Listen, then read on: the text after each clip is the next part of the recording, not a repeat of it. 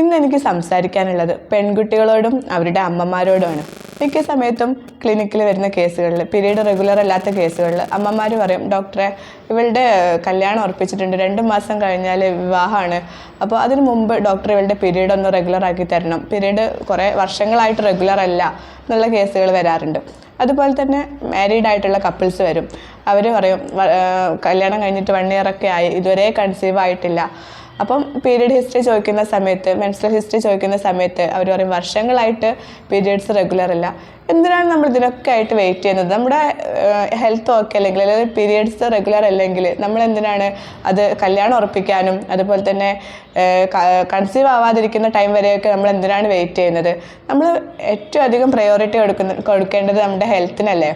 അപ്പോൾ ഇതേപോലെ എന്തെങ്കിലും ബുദ്ധിമുട്ടുകൾ, പീരീഡ് റെഗുലാരിറ്റീസോ കാര്യങ്ങളൊക്കെ ഉണ്ടെങ്കിൽ ഇതിനൊന്നും വേണ്ടി വെയിറ്റ് ചെയ്യാതെ നമ്മൾ ആ ഉടനെ തന്നെ നമ്മൾ ഏതെങ്കിലും ഒരു ഡോക്ടറെ കൺസൾട്ട് ചെയ്യേണ്ടത് അത്യാവശ്യമാണ്. നമ്മൾ ഹെൽത്തിന് നമ്മൾ ആദ്യം ആ പ്രയോറിറ്റി കൊടുക്കുക.